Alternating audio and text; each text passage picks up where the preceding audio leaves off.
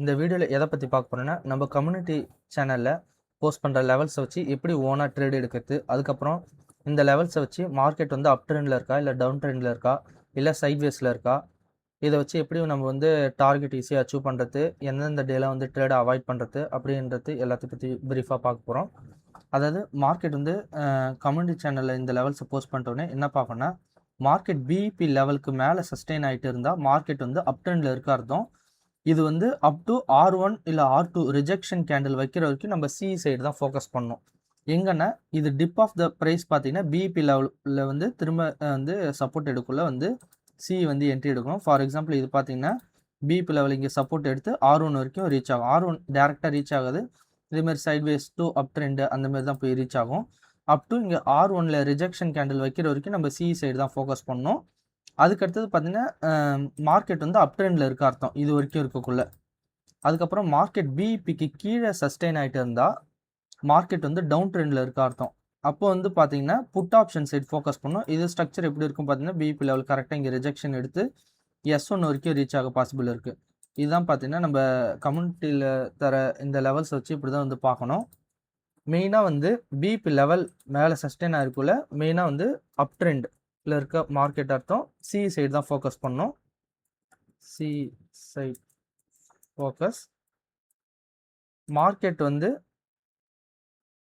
ஒருவேளை பிஇபி கீழே சஸ்டெயின் ஆகிட்டு இருந்ததுன்னா நம்ம வந்து மார்க்கெட் டவுன் ட்ரெண்டில் இருக்க அர்த்தம். பிஇ சைடு வந்து ஃபோக்கஸ் பண்ணணும்.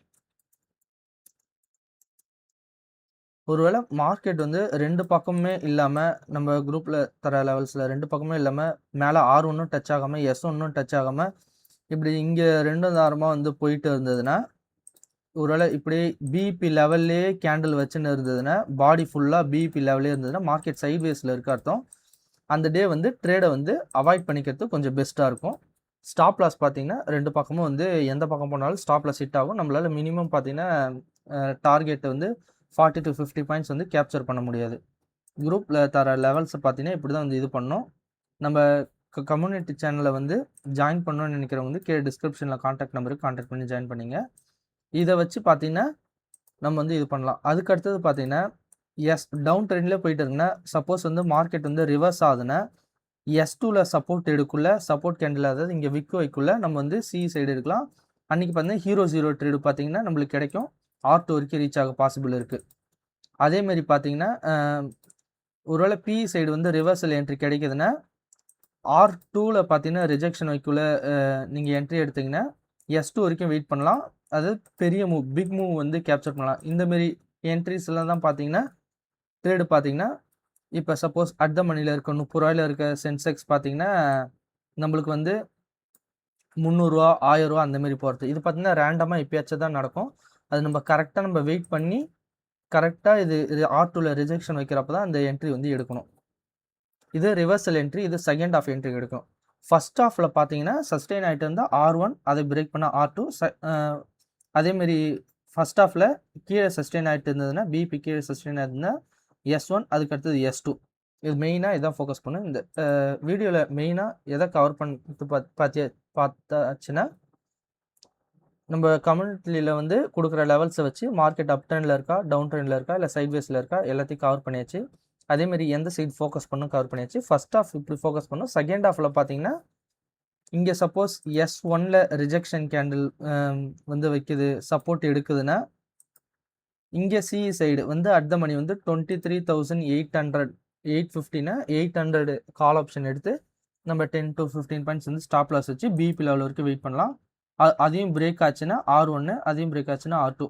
இதிலே நம்ம வந்து பிபி லெவல் வரைக்கும் வெயிட் பண்ணாலே பார்த்தீங்கன்னா ஈஸியாக 70 to 80 பாயிண்ட்ஸ் கேப்சர் பண்ண முடியும். இது பாதி வரைக்கும் வெயிட் பண்ணாலே, அதாவது R1 S1 அப் ட்ரெண்டோ டவுன் ட்ரெண்டோ இது பாதி மூவை கேப்சர் பண்ணாலே பார்த்தீங்கன்னா நம்ம வந்து 40 to 50 பாயிண்ட்ஸ் வந்து ஈஸியாக கேப்சர் பண்ணிடலாம். நம்ம கம்யூனிட்டியில் தர லெவல்ஸை பார்த்தீங்கன்னா இப்படி தான் வச்சு நம்ம அனலைஸ் பண்ணி இது பண்ணோம்.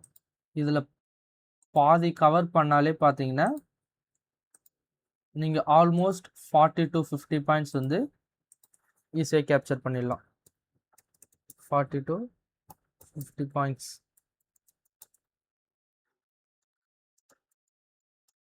ஈஸிலி கேப்சர் பண்ணலாம். அப்புறம் இந்த வீடியோவில் ஏதாவது டவுட் இருந்ததுன்னா கீழே டிஸ்கிரிப்ஷனில் என் நம்பர் இருக்குது, கான்டாக்ட் பண்ணி கேளுங்க. அது மட்டும் இல்லாமல் கமெண்ட்டில் கூட கேளுங்க. அதுக்கப்புறம் ப்ரீமியம் சார்ட் அடிஷ்னலாக வந்து கன்ஃபர்மேஷன் எடுத்து என்ட்ரி எடுப்போம். அந்த வீடியோ வேணுன்னா இந்த வீடியோவுக்கு வந்து ஒரு 100 லைக் வந்ததுக்கப்புறம் அந்த வீடியோ போஸ்ட் பண்ணுறோம். Thank you friends.